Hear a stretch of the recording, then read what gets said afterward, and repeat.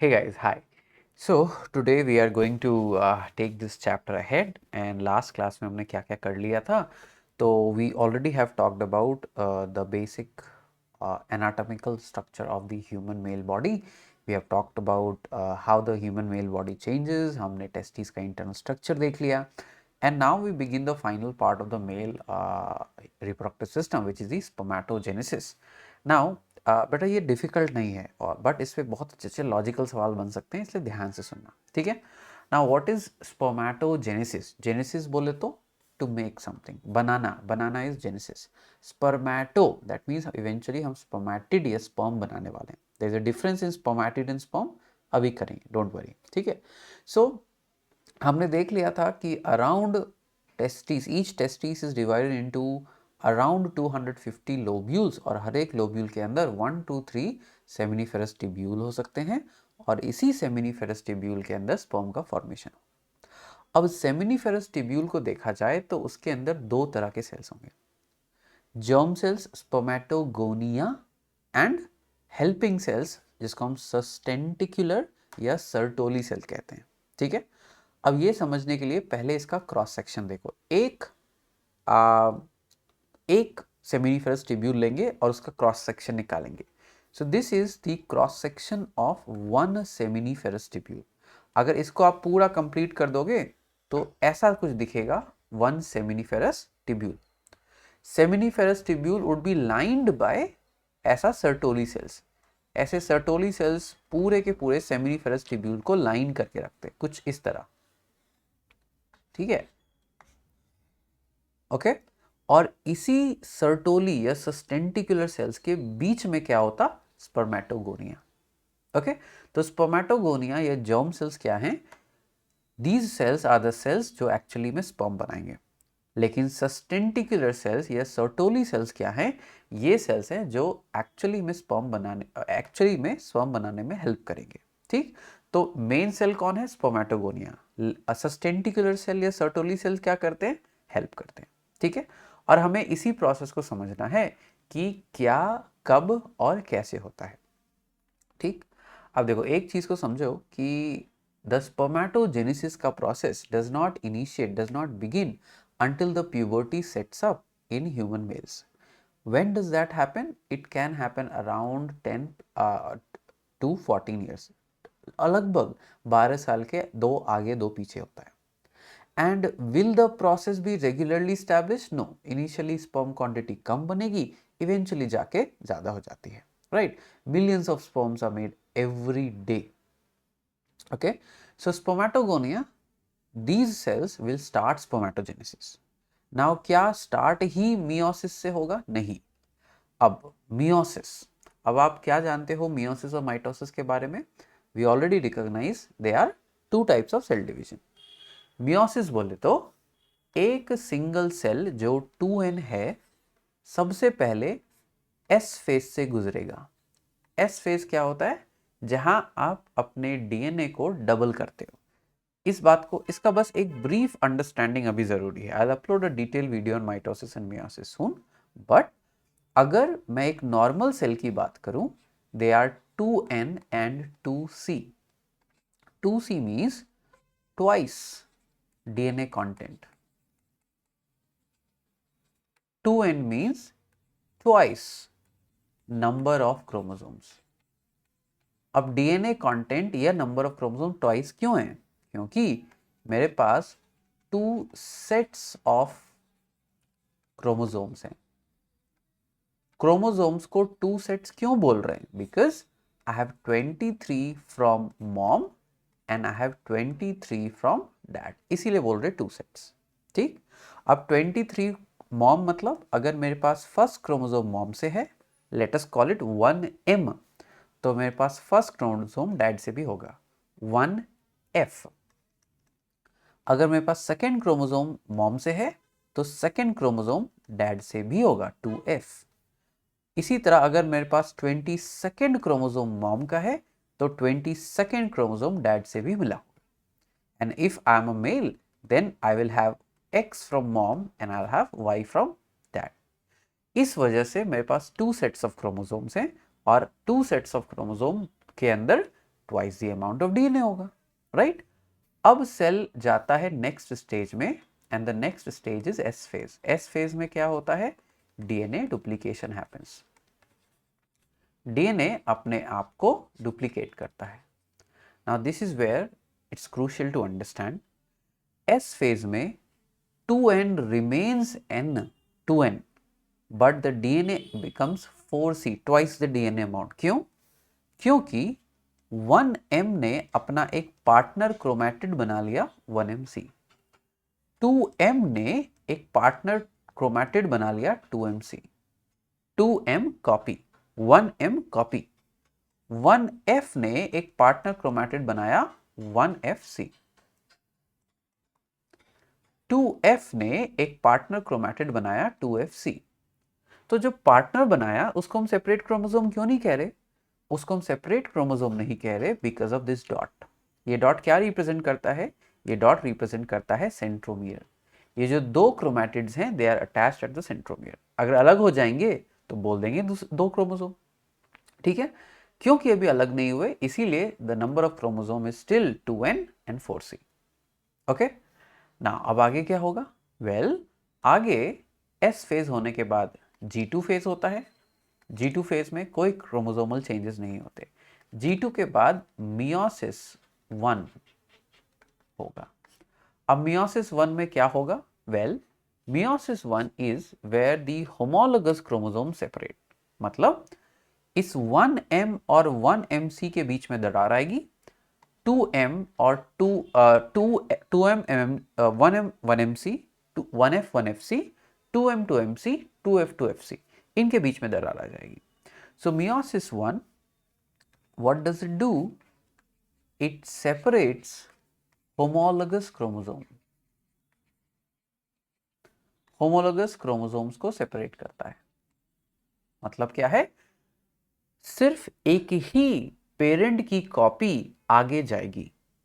Meiosis 1 दो तरह के सेल्स बनाएगा और दोनों तरह के सेल्स में it would be n/2c n/2c।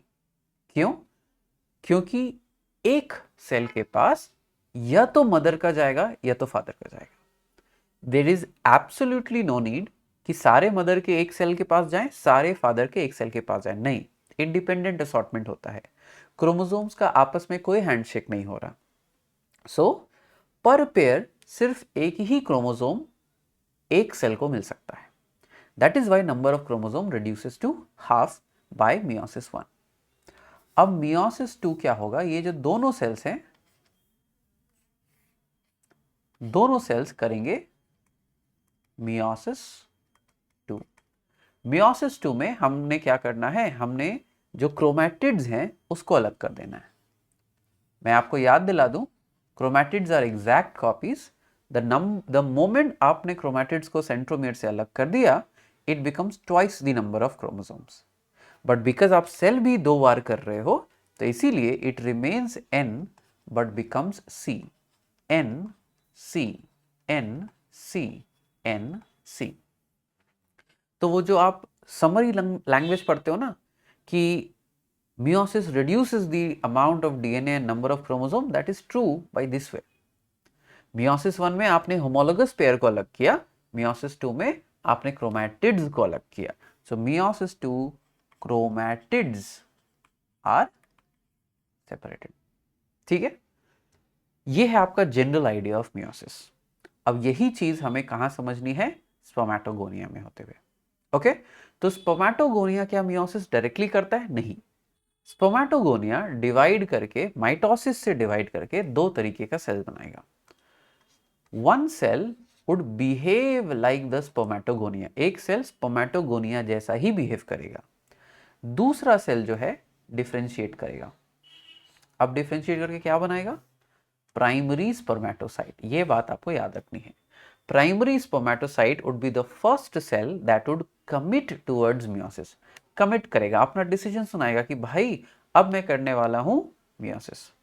ठीक, तो यहां से स्पर्मेटोजेनेसिस शुरू होगी। स्पर्मेटोगोनिया का primary spermatocyte banana is not spermatogenesis. Meiosis नहीं हुआ, बट प्राइमरी स्पर्मेटोसाइट जो अब कमिट कर चुका है मियोसिस के लिए, this is where spermatogenesis begins. अब यहां पे एनसीईआरटी ने दो जगह डूबियस स्टेटमेंट्स लिखे हैं। डूबियस मतलब थोड़ा कंफ्यूजिंग स्टेटमेंट्स। सेक्शन 2.1 में क्या लिखा है? Male germ cells undergo meiotic division. अब जर्म सेल्स तो स्पर्मेटोगोनिया है, क्या स्पर्मेटोगोनिया मियोसिस करेगा? बिल्कुल नहीं करेगा बेटा। स्पर्मेटोगोनिया माइटोसिस करके प्राइमरी स्पर्मेटोसाइट बनाता है, और ये 2.3 सेक्शन में एनसीईआरटी ने क्लैरिफाई किया है। Spermatogonia multiply by mitotic division. Some of the spermatogonia called primary spermatocyte periodically undergo meiosis and they produce the sperms. ठीक है, तो ये दो जगह जो दो अलग बातें लिखी गई है उससे आपको कंफ्यूज नहीं होना है। And this is a thing about the book NCERT mapped. NCERT में ऐसे जितने भी कंफ्यूजन्स हैं ना, ये सब आपको मैप्ड मिलेंगे, आपको बताया हुआ मिलेगा कहाँ पे क्या चीज़ है। आई नो थोड़ा एडवर्टीजमेंट हो रहा है बुक का, बट या now these two statements should not confuse us. Now we are very sure about कौन क्या कर रहा है। Okay, so meiosis 1 होगा and the product of meiosis 1 is what? Spermatids.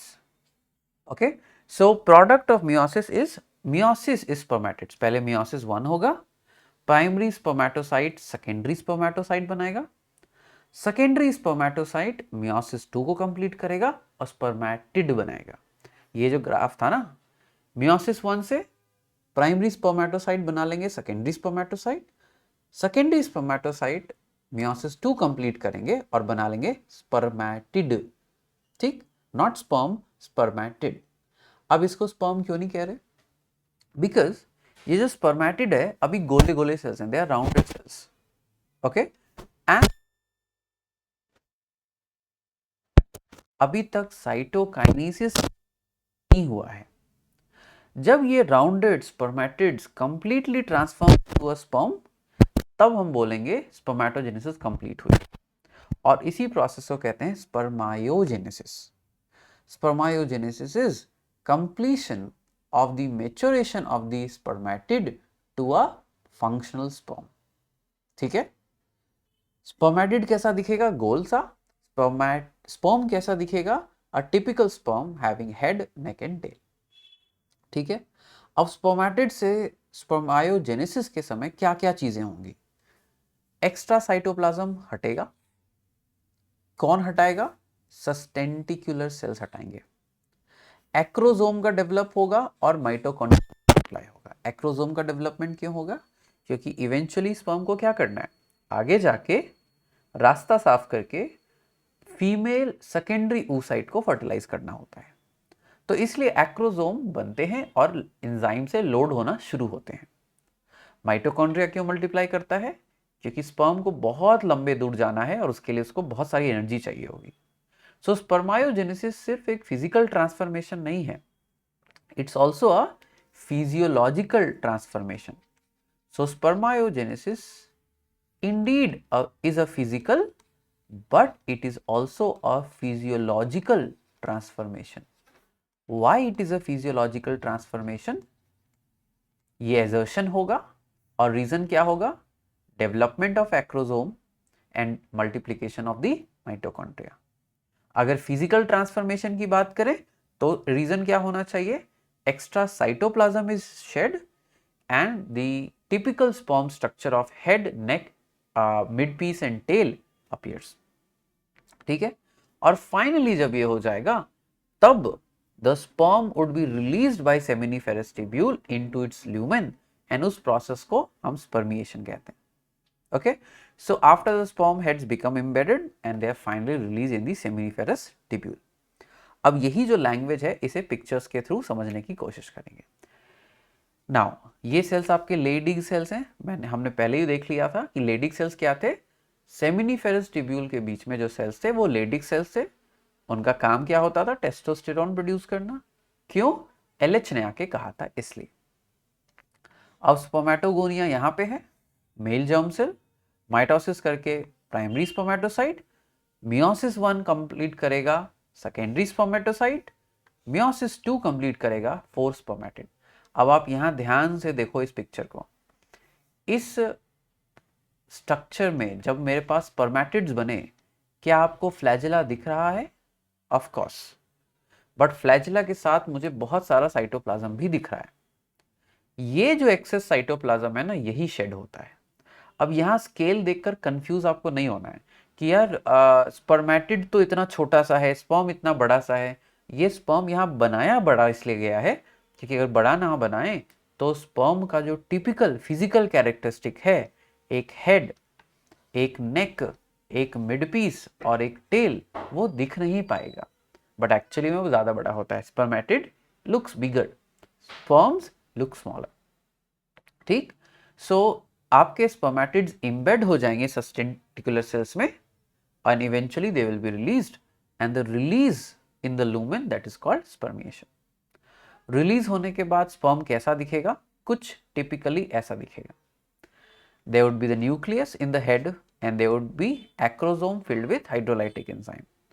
सही समय आने पे यही एक्रोसोम अपना एंजाइम रिलीज करेगा और सेकेंडरी ओसाइट जो फीमेल गैमीट है उसके आसपास जो सेल्स हैं उसको क्लियर करके रास्ता साफ करेगा स्पर्म के लिए। नेक में अ पेयर ऑफ सेंट्रियोल्स होते हैं। ये पेयर ऑफ सेंट्रियोल्स आपको कुछ इस तरह से दिखेंगे, perpendicular to each other. Okay, और ये परपेंडिकुलर में से एक सेंट्रियोल का काम है आगे जाना जब फर्टिलाइजेशन होगा, एक सेंट्रियोल का काम है पीछे जो ये फ्लैजेला है इसका बेसल बॉडी बनना। दो सेंट्रियोल्स दो अलग अलग काम कर रहे हैं। ठीक है, एक सेंट्रियोल आपका आगे जाएगा और लेटर ऑन सेल डिवीजन में मदद करेगा, एक सेंट्रियोल पीछे छूट जाएगा फ्लैजेला के साथ। मिड पीस में क्या होने वाला है? मिड पीस में लॉट ऑफ माइटोकॉन्ड्रिया जो आपका स्पाइरली हेलिकल स्ट्रक्चर में ऑलमोस्ट अरेंज होता है ताकि उसे एनर्जी दे सके। ये टिपिकल यूकैरियोटिक फ्लैजेला है जो प्लाज्मा मेम्ब्रेन से कवर्ड होगा। ओके, अब जब स्पर्म्स रिलीज होंगे तो उनके क्या कैरेक्टरिस्टिक्स होने चाहिए? Well, 200 and 300 million sperms release होते हैं ड्यूरिंग सेक्सुअल, रिलीज होते हैं, नॉट प्रोड्यूस, रिलीज होते हैं। अब मेल के सिंगल इजैकुलेट में ऑलमोस्ट 200 to 300 मिलियन स्पर्म्स होंगे, बट 60% सारा स्पर्म अच्छा नहीं बनेगा, but 60% should have normal shape and 40% should have vigorous motility. Vigorous motility बोले तो दे आर मूविंग फास्टली, तब बोलते हैं द पर्सन इज फर्टाइल। अगर ये क्राइटेरिया मीट नहीं हुआ तो बोलेंगे the person is not fertile. Now sustentacular cell का काम क्या क्या है भाई? तो सबसे पहले they will nourish the sperm. Okay, very good. They will also produce the substance inhibin. अब देखो, स्पर्म प्रोड्यूस हो रहा है doesn't mean that it should keep on getting produce endlessly. हर एक सेल डिवीजन जब आप करते हो there is slight damage to the, there is slight error to the DNA. We want to keep the errors minimal, तो इसलिए हम जरूरत से ज्यादा सेल डिवीजन नहीं करते। तो जब इनफ टेस्ट स्पर्म है तो सस्टेंटिकुलर सेल इनहिबिन देता है। इनहिबिन जाके क्या बोलेगा? इनहिबिन जाएगा और FSH LH को जाके बोलेगा कि भाई there is enough sperm, don't release more. Okay, so inhibin controls how much of the sperm count is there. Inhibin inhibit करेगा FSH को और स्पर्म प्रोडक्शन को रेगुलेट करेगा। सर्टोली सेल्स एक और चीज देंगे, एंड्रोजन बाइंडिंग फैक्टर और एंड्रोजन बाइंडिंग प्रोटीन, कभी कभी ABP या ABF भी बोलते हैं। ABP और ABF का काम क्या है? इसका सिंपल काम है टेस्टोस्टेरोन को कॉन्सेंट्रेट करना। कहाँ? आपके टेस्टिस के सेमिनिफेरस ट्यूब्यूल के अंदर। आपको ये याद रखना चाहिए कि जो सेमिनिफेरस ट्यूब्यूल है उसके बाहर टेस्टोस्टेरोन प्रोड्यूस हो रहा है जबकि स्पर्मेटोजेनेसिस अंदर हो रहा है। तो अंदर अगर मुझे टेस्टोस्टेरोन की हाई क्वांटिटी को मेंटेन करना होगा तो I need this androgen binding protein और एंड्रोजन बाइंडिंग फैक्टर। अब फिर से एक बार इस डायग्राम पे आएंगे और इस बाउंड्री को समझेंगे। आप देख सकते हो the sperm never will reach और क्रॉस दिस बाउंड्री। स्पर्म इस सस्टेंटिकुलर सेल्स, सर्टोली सेल्स की बाउंड्री को कभी क्रॉस नहीं करेगा। So there is a blood testis barrier. जैसे आपने 11th ग्रेड में ब्लड ब्रेन बैरियर पढ़ा था, ब्लड कभी डायरेक्ट ब्रेन में इंटरवीन नहीं करता, ब्लड से CSF बनता है, CSF से चीजें एक्सचेंज होती है। सेम वे आपका sperm never interacts with the body directly, and that is why sperm is a foreign material to even a male's body. Female के लिए तो है ही, मेल के लिए भी है। सो this blood testis barrier prevents the sperm from the interacting with the blood, so it's possible that the own blood can determine that this sperm is a foreign substance. ठीक है। Leydig cells और क्या करेंगे? They will also react to LH and produce testosterone, and other immunologically competent cell का simply मतलब है, देखो surrounding tissue में कुछ ना कुछ सेल्स होंगे जो वहाँ का सुरक्षा का ध्यान रखेंगे, कोई इन्फेक्शन ना हो जाए, some form of macrophage, some form of WBC। तो वही इसलिए बोला है उन्होंने इम्यूनोलॉजिकली कॉम्पिटेंट सेल्स। ठीक। अब स्पर्म और सीमेन में क्या फर्क है? Sperm is a cell, but the fluid that comes out is not just a sperm. Normal sperm का concentration होता है 20 to 150 मिलियन पर ml। अब ये चीज ध्यान रखना है आपको, पर ml 20 to 150, 200 to 300 मिलियन पर intercourse। पर intercourse around 2 to 3 ml, almost 3 ml of semen is produced। सो इसीलिए अगर आप मल्टीप्लाई करोगे तो you will get that number. अब यहीं पे हम आपको बेवकूफ बनाने की कोशिश करेंगे। The sperm count, the healthy sperm count is 200 to 300 million पर ml, 20 to 150 मिलियन पर ml, right? So this is what you need to remember, 200 to 300 million in a single ejaculate, which is 2 to 3 ml, 20 to 150 million per ml, that is a secretion. Okay. Now sperms are capable of motility, but they are not exactly motile as they come out of the body. आप बहुत जल्दी fertilisation के समय हम इसको discuss करेंगे, कैसे sperm को एक एक्टिवेशन प्रोसेस से गुजरना पड़ता है जिसको हम कहते हैं कैपेसिटेशन, और इस कैपेसिटेशन के बाद स्पर्म बिकम्स रैपिडली मोटाइल। ठीक है।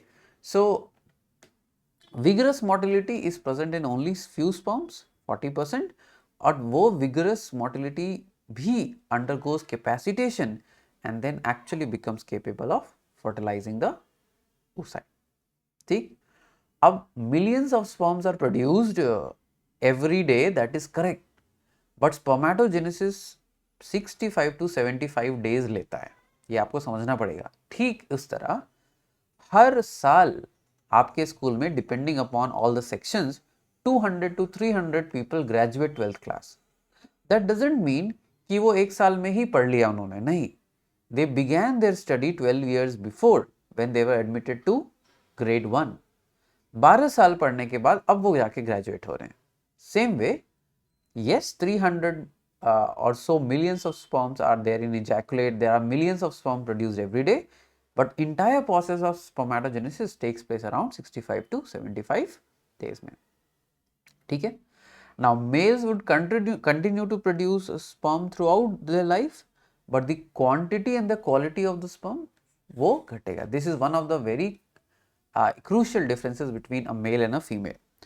फीमेल में ऑल टुगेदर प्रोसेस स्टॉप हो जाता है, बट मेल में ऐसा नहीं होगा। मेल में the process would reduce in quantity and quality, but it will still happen. ठीक। अब आते हैं मेल सेक्सुअल रिस्पॉन्स। नाउ जब मेल इज सेक्सुअली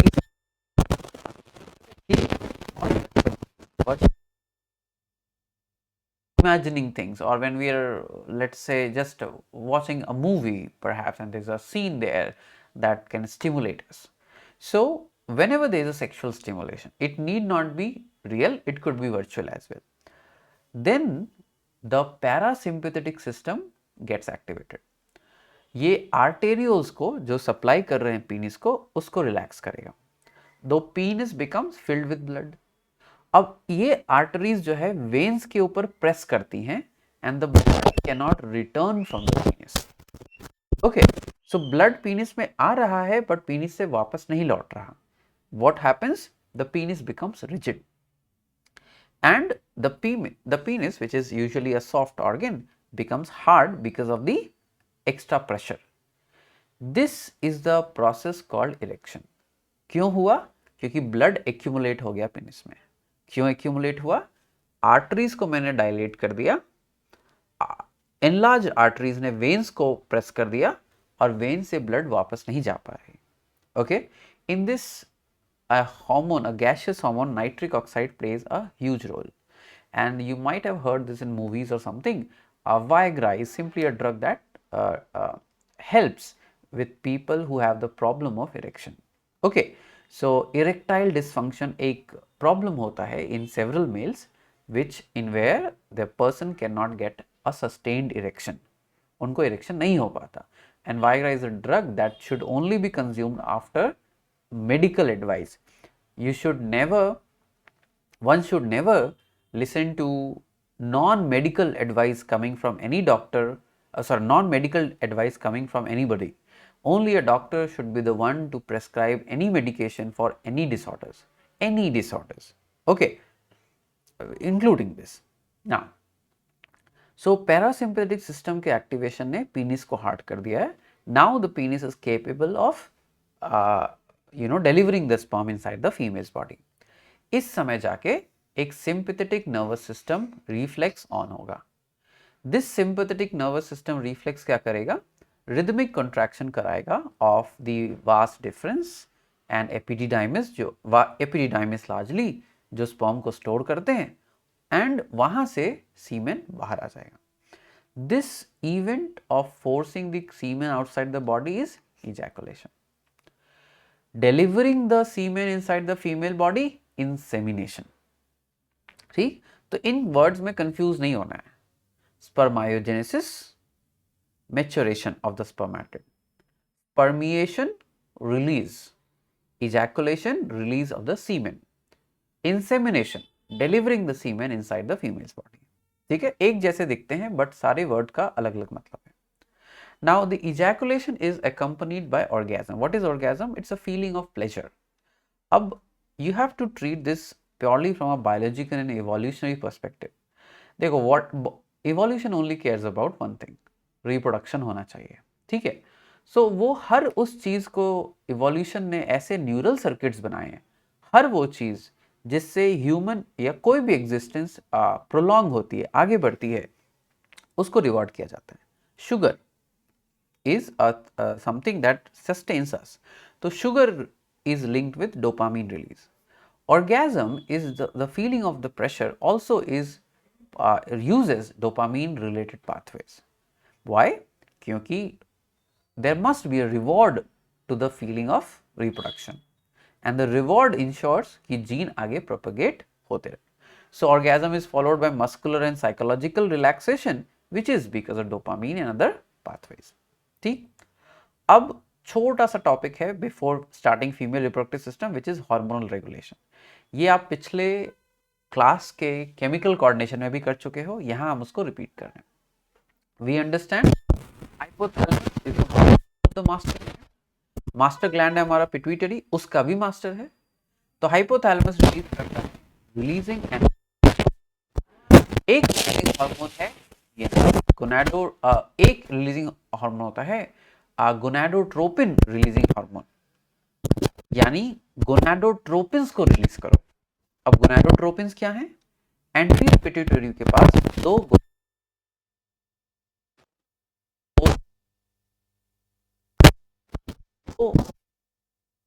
हैं, फॉलिकल स्टिमुलेटिंग हार्मोन एफएसएच, ल्यूटिनाइन को लेंगे, increases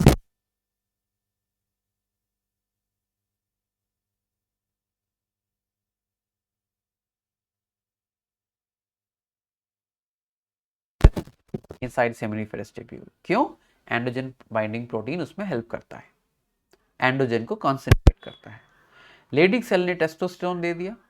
टेस्टोस्टेरोन कंट्रोल करेगा सेक्सुअल बिहेवियर को एंड स्पर्मेटोजेनेसिस को.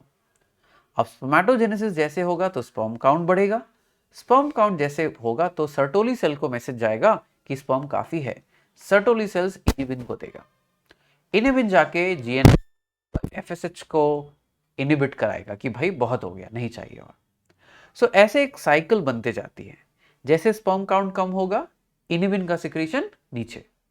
इनिबिन वाज अ ब्रेक, जैसे ब्रेक हटा फिर से जीएनआरएच होगा, फिर से जीएनआरएच बढ़ेगा, फिर से एफएसएच और एलएच रिलीज हो जाएगा। ठीक है, so this is the relationship between the various hormones that control it.